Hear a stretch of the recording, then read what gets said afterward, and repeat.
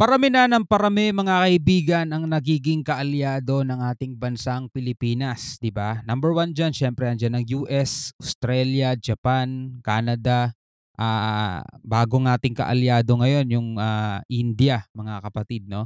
Tapos eto, nadagdag ulit mga kapatid, no? Dahil dito sa panonoorin nating balita, Pilipinas at Germany, lumagda ng Maritime Cooperation Agreement sa Berlin mga kapatid. Ito ba'y senyales muli ng pagdaragdag na naman natin ng kaalyadong bansa mga tol? Dahil tulad nga ng lagi nating nakikita at napapanood, nalalaman na ng buong mundo mga kapatid, no? Ang bantang kinakaharap ngayon ng Pilipinas, ito yung banta na pwedeng pagmulan ng talagang matinding kaguluhan mga kapatid kasi maraming mga bansa ang involved dito dahil nga doon sa kanilang interest din sa kanilang pre-navigation dito sa South China Sea mga tol. So ito mula sa News 5 everywhere, yan no. Pilipinas, Germany lumagda ng Maritime Cooperation Agreement sa Berlin. Ako po, may bago na naman magiging kalaban ng China nito. So eto mga tol, wag na natin patagalin pa, panoorin na natin to. Nilagdaan ng Pilipinas at ng Germany ang mas pinalakas na Maritime Cooperation Agreement. Kabilang po dyan ang pagbili ng mga modernong gamit ng Armed Forces of the Philippines. At live mula sa Berlin, Germany, nasa frontline balitang yan si Maricel Halili. Maricel, ano pang mga issue na tinalakay dyan ni Pangulong Marcos? Etong Germany mga tol, medyo malapit din sa atin to. At alam nyo ba na merong statue dyan si Jose Rizal mga tol?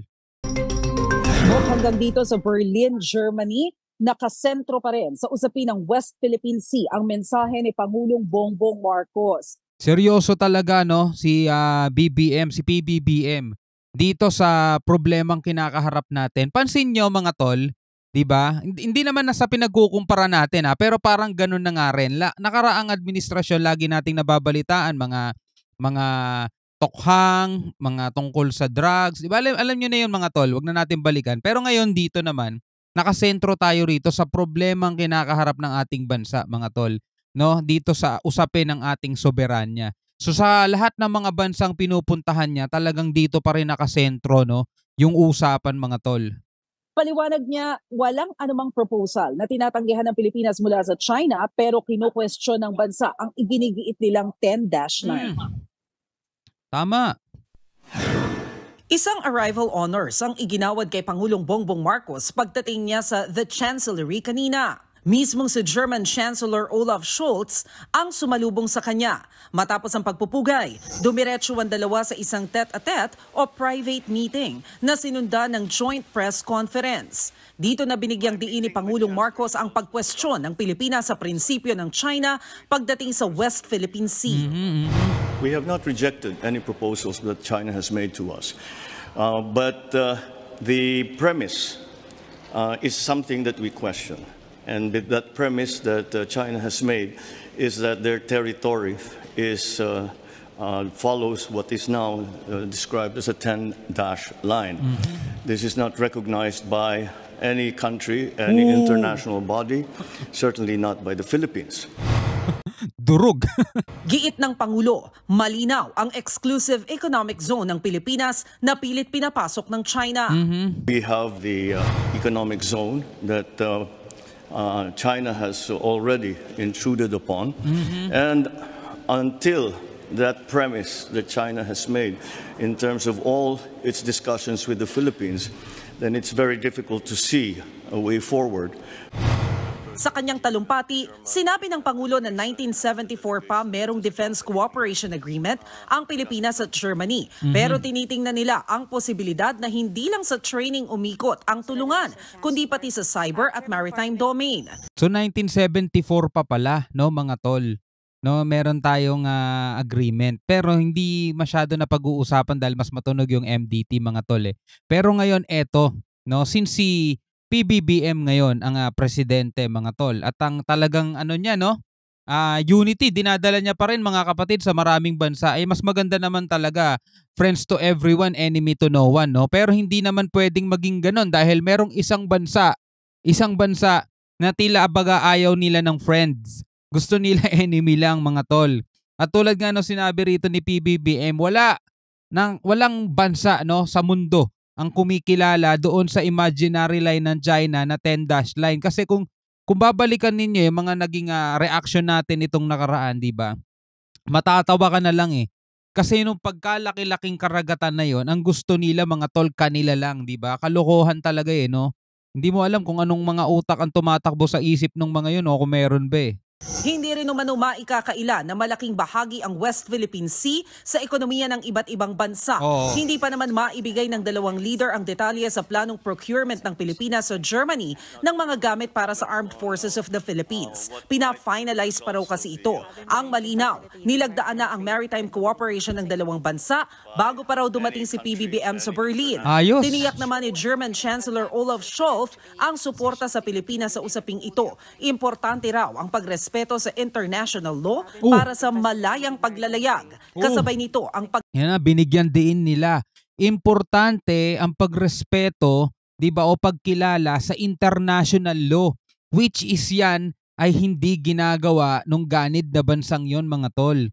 'Di ba? Una-una international law, hindi kinilala yung 10 dash line nila, 'di ba?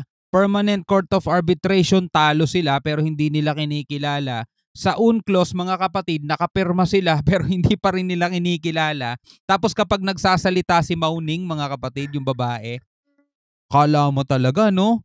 Ano sila mga kapatid, eh, no? Akala mo talaga sila yung nasa tama kung magsalita, eh, no?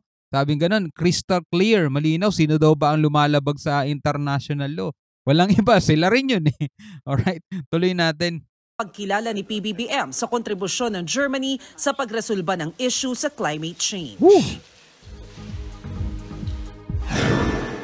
Bok mula sa pakikipagpulong ni Pangulong Bongbong Marcos kay German Chancellor Scholz, dumiretso naman ito sa pagdalo sa isang business forum kung saan sinaksihan niya ang paglagda ng higit kumulang 7 na letter of intent at iba pang mga kasunduan sa pagitan ng mga pribadong sektor mula sa Pilipinas at mula dito sa Berlin, Germany. Sa larangan nito ng renewable energy, healthcare at manufacturing na inaasahang malaki raw yung maibibigay na tulong sa ating bansa. Bukod dito, sa kanya namang talumpati sa Business Forum, ipinagmalaki ni Pangulong Bongbong Marcos ang pagsusulong ng mga Harlika Funds na malaki raw ang maitutulong sa ekonomiya ng bansa at ang pagpapasa ng ilang mga batas na makakapagbigay umano ng proteksyon sa ilang mga investors na interesadong mamuhunan sa Pilipinas. Bok?